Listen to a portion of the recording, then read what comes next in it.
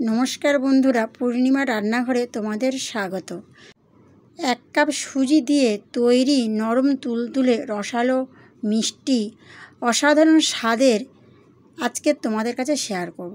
প্রথমে 1 চামচ ঘি দিলাম, তারপরে 1 কাপ সুজি দিয়ে এইভাবে 5 মিনিট ধিমে আঁচে নাড়াচাড়া করে নেব। আর বন্ধুরা, তোমাদের কাছে অনুরোধ রইল ভিডিওটা লাস্ট পর্যন্ত দেখতে থাকো। তো প্রথমে একটু ভালো করে নাড়াচাড়া করে নেব। এখানে এই 1 কাপ জল দেব, না 1 কাপ থেকে 1.5 কাপ জল দেব, আর একটু জল দেব। জল দিয়ে এইভাবে বারে বারে ধিমে আঁচে নাড়াচাড়া করব।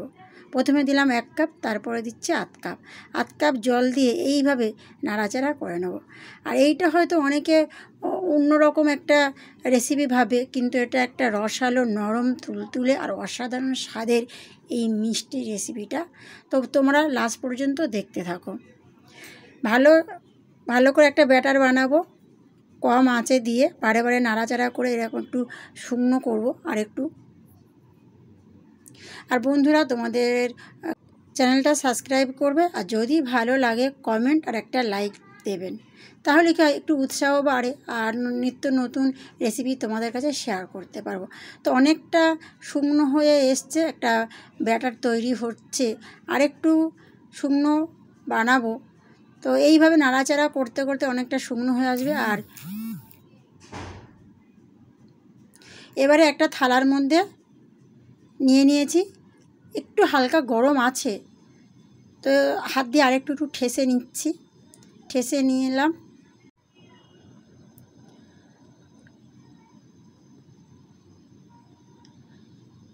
একটা ব্যাটার বানিয়ে নিয়েছি।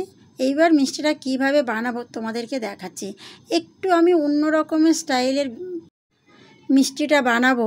হয়তো অনেকে ভাববে এটা চুষি পিঠে, তবে অনেকটা চুষি পিঠের মতো, কিন্তু এটা অ্যাকচুয়ালি চুষি পিঠে নয়।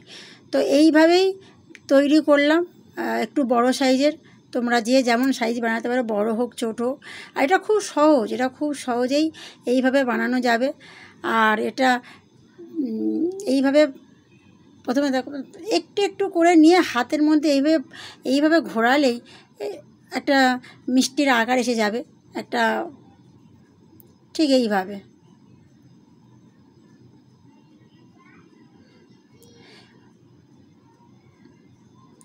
একটু লম্বাও হতে পারে, একটু লম্বা যদি তোমরা বানাতে পারো, অনেকটা সীতাভোগের মতো বানাতে পারো। তো আমি এইভাবেই তোমাদেরকে দেখাচ্ছি, তোমরা আরও লম্বাটা বাড়াতে পারো, অনেকটা সীতাভোগের মতো হতে পারে।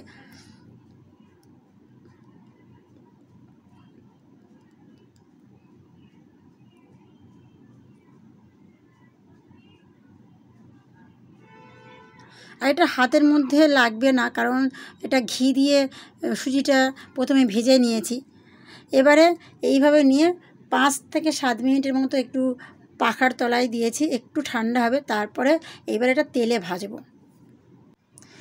এবারে একটা মিষ্টির সিরাপ বানিয়ে নেব।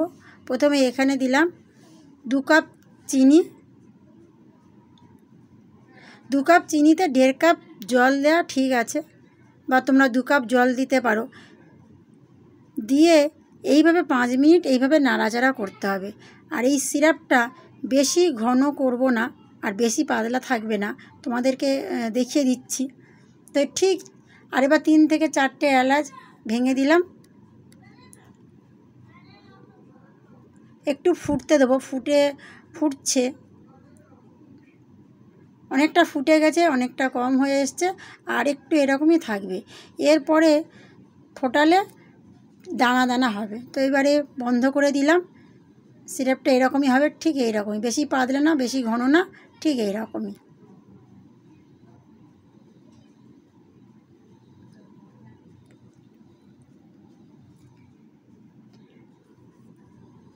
এবারে কড়ার মধ্যে তেল দিয়েছি, তেলটা বেশ ভালো করে গরম করতে দিতে হবে। গরম করা হয়ে গেলে তারপরে এই যে মিষ্টিগুলো বানিয়েছি, এই মিষ্টিগুলো দিলাম। এবারে বেশ ভালো করে ভেজে নেব। তবে মিষ্টিটা লাল লাল করে ভাজবো না, একটু সাদা থাকবে।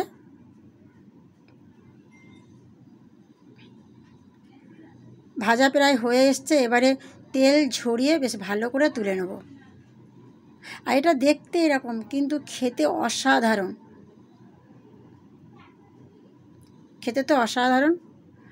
এবারে যে মিষ্টির যে সিরাপটা বানিয়ে রেখেছিলাম তার মধ্যে দিলাম, দিয়ে একটু এরকম করে নাড়াচাড়া করে নিয়ে 5 থেকে 7 মিনিট নাড়াচাড়া করে নেবো এইভাবে, বা রেখে দেবো। মিষ্টি সিরাপটা একদম মিষ্টিগুলো টেনে নেবে, তো অনেকটা টেনে নিয়েছে। তো অসাধারণ একটা ভিডিও বন্ধু তোমাদের কাছে শেয়ার করলাম। যদি ভালো লাগে চ্যানেলটা সাবস্ক্রাইব করবে, আর লাইক আর কমেন্ট করবে, আর যদি ভালো লাগে বন্ধুদের কাছে শেয়ার করবে। তো আজকের এই পর্যন্ত, দেখা হচ্ছে অন্য কোনো একটা ভিডিওতে। অসাধারণ একটা রেসিপি তোমাদের কাছে শেয়ার করলাম।